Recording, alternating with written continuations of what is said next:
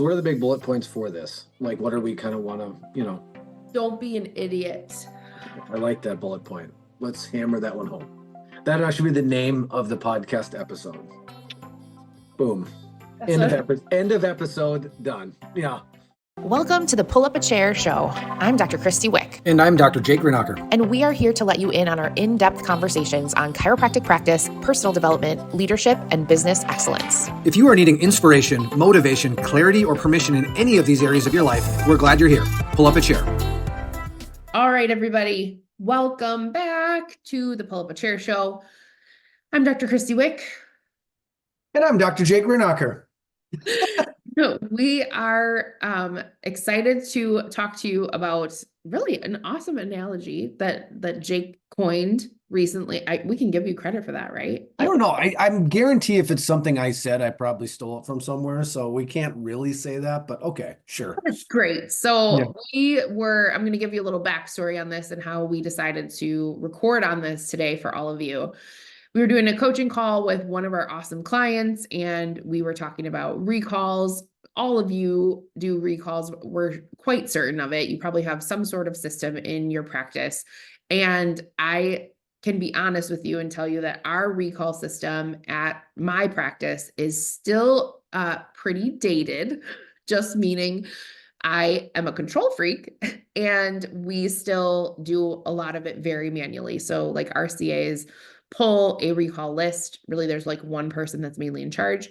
And then she's sending texts through our EHR, which is Chiro HD, because really it honestly just 100% boils down to control.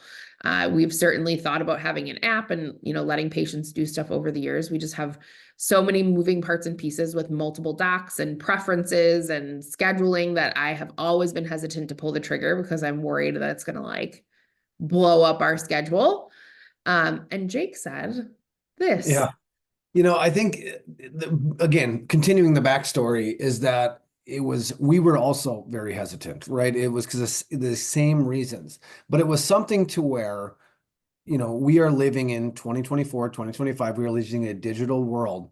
And are we trying to hang on too much to an analog way of doing things, right? Because if you're anywhere in the same age range as Krysti and I, right, is that we grew up, we're the only generation to have to grow up in an analog world and is fully integrated now into a digital one. So a lot of times, we think in an analog way, even though the world now, if anybody's younger than we are, is acting in a digital way.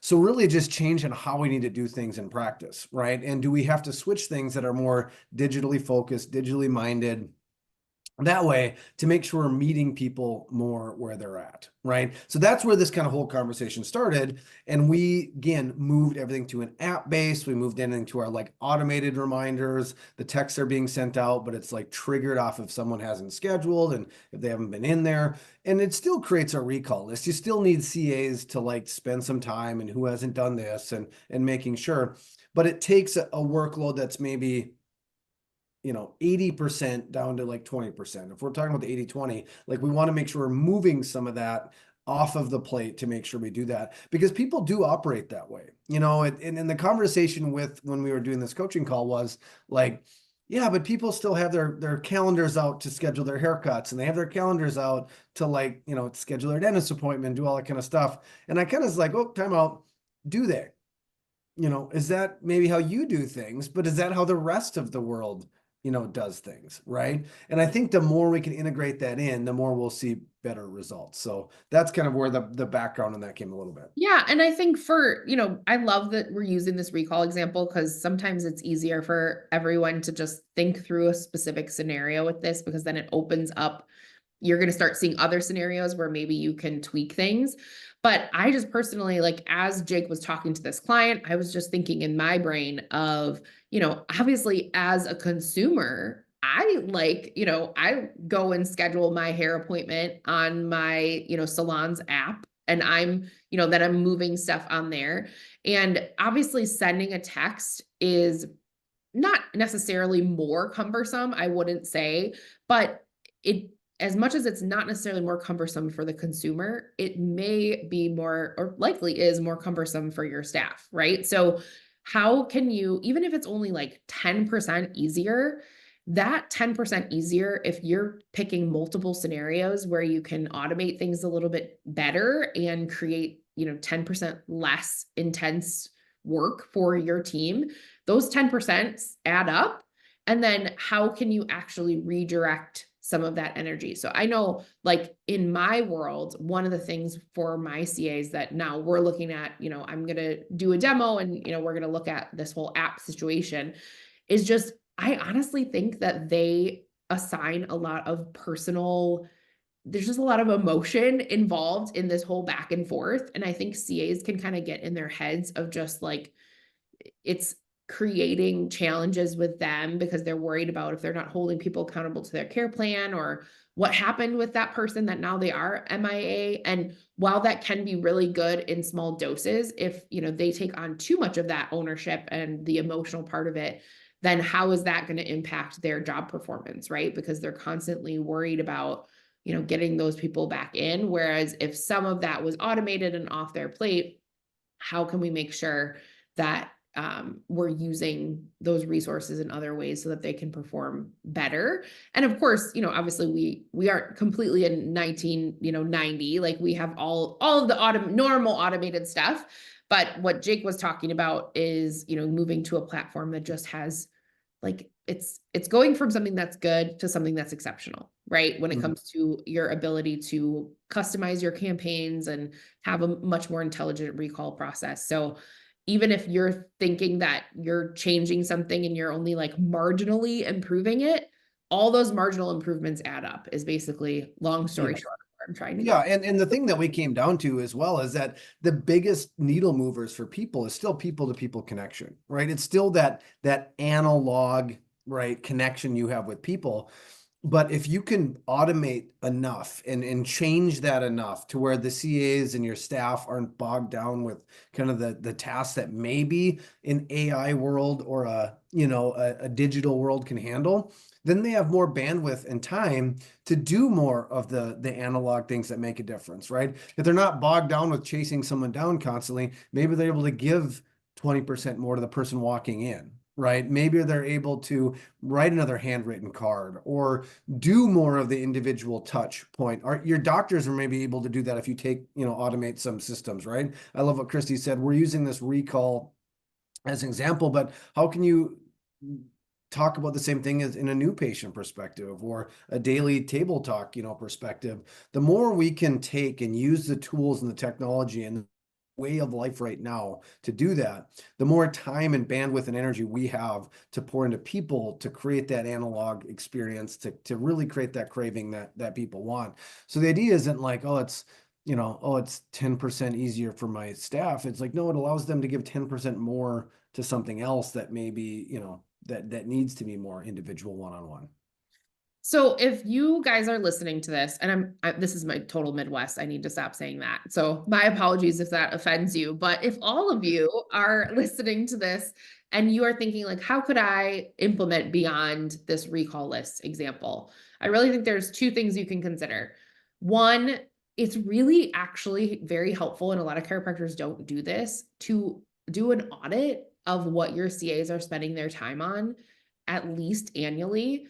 And do it obviously in a way that doesn't feel like big brothery to your staff. So, just asking them to type out a really basic Google Doc of just, what are the things that are taking up their time throughout the week, and ask them to give you a guesstimate of like percentage of their days that they're spending on each thing. That certainly could give you some high level places to start. So that's one option. And really you could employ both these options. But honestly, I think the thing that always has helped me the most, and Jake will probably agree with this, is just getting around other docs that are committed to constantly looking for, efficiency drains and up-leveling things and trying out, new automated really that is what always helps you get out of your own brain, because not most chiropractors are just like, well, I wouldn't even know where to start. Like, I don't even know what you could automate, right? And so that's where you have to get around like-minded docs that are also trying to constantly grow and get better. And you're going to get ideas every single time that happens. And it really doesn't have to be more complicated than just you committing to finding some sort of group or accountability group or what, like there's so many different ways and resources for this. But if you're not committed to that process, it is really hard to kind of stay in your own bubble of just like, well, this is how we've always done it. So like, and it's working. So why would we change anything? But getting in the room with the right people can really give you those great ideas. Yeah, wonderful. Couldn't agree more. So I just love that idea of what else can you apply it to? What else can you do? How do we think about this stuff? Because it really is something that we really need to audit, not just maybe our CA's time, but our time. You know what I mean? And it's always something to where if you can find something that a CA is doing, that the spending amount of time that can be automated, right? Here's an example. Like, do you do the same thing for every person every time in the situation? It may be personalized a little bit, but are you doing it all the time? That's something that can be systemized and potentially digitized in this world. So if you're doing that, what can that happen? Where does that audit come? What are you really doing to free up time and energy? And this is something that, you know, and Krysti, I love that example of, we still have a lot of those doc preferences and scheduling stuff and all of that kind of stuff, right? So that was our fear too. It's like, how do we make sure this works? Well, now instead of dealing with it individually for each person, pre-shift, they're looking at the shift to make sure, like, did something get scheduled in there that normally should be something else? It's taking something that took this amount of time and condensing it down. It's not gone, right? We still need to make sure that we, you know, what's going on with this part of the schedule. However, it can be something that like, okay, now it was taking me hours, now it's taking me minutes, you know, that I can really do. So, you know, such a great way to look at things. And I love the idea of kind of a time audit, you know, and I think it's something we need to do ourselves as docs too, is this time audit, right? Is there something we're doing, you know, too much that maybe not be moving the needle as well? Mm-hmm. Yeah. So we'll leave you with one great example on that doc side that I can, you know, hopefully most of you are already doing this, but it's like, if you are giving the same talk about water intake over and over a million times throughout your adjusting day, like, can you have your team help you boil that down into a handout that then you have a link for, and they just text a patient that link, right? Like that's a perfect example of just like a time save in what you are doing day to day. But I just echo that so much. I think every single time you spend some time really looking at where your time is going, you will find more time. And, Yep. you know, time is that currency that you really just can't get back. And so if you have been stuck at a plateau or struggling to grow, do yourself a favor and take, you know, a half a day and do some of this time thought process so that you can find yourself some more time to spend on the things that are going to help you grow and move the practice forward. And you don't feel like you are so bogged down with all the minutia and the day-to-day that can get overwhelming and monotonous. And watch 2025 change from there. Boom. All right, everybody. I'm going to get you a shirt that says boom. It's your signature. Boom. It is. And because when you say something great, I'm like, my brain is going like, can we pause this? Can I like take a note on this? I want to drop a mic and, you know, do kinds of stuff. So good stuff. Ditto. I hope you guys are joining us and sharing this with colleagues, because again, if anything, we hope you just see the power of us just getting, like, we literally chatted down stuff before this for 30 or 40 minutes, like the power of just choosing to connect with someone that understands where you are in life and in practice is huge. It can be game changing for how you proceed in life and in business. So, you know, we commend you if you're listening to this, because you're taking that time for yourself, and, you know, reach out to someone that you know might need a little nudge in that direction as well. And, you know, bring them along with you for the ride. So and also too, if you guys are wrestling with something in yourself, like follow us on social, like go check us out on social and send us a DM and say, hey, this is something I've been wrestling with. It's probably something we've been talking about, and maybe we'll bring it to a show just to talk about. So make sure you follow us on social. And if it's something that you're wrestling around with or like thinking of, or man, is anybody else feeling this? Shoot us a message and maybe we'll be talking about it on one of an upcoming episodes. We'd love to hear from you that way. Yeah, go to Instagram at The Pursuit Kairos. Send us a voice text, and we will 100% voice text you back. So that's the cool part about us, is like we thrive on these connection points. So we'd love to hear from you for sure. So we can't wait to hear about some new digital thoughts in your brain, and your team will love it too. So It's always nice when you can make their life easier. Have a great rest of your day, and we'll see you on the next episode. Later. Bye, everybody. Thanks for tuning in to the Pull Up a Chair Show. Whether you're watching on YouTube or listening to the show on your favorite platform, make sure you hit subscribe so you never miss an episode. If you found value in today's episode, please share it with a colleague. We would be honored. To connect with us, you can find us on IG at The Pursuit Kairos, or you can email us at connect@thepursuitkairos.com.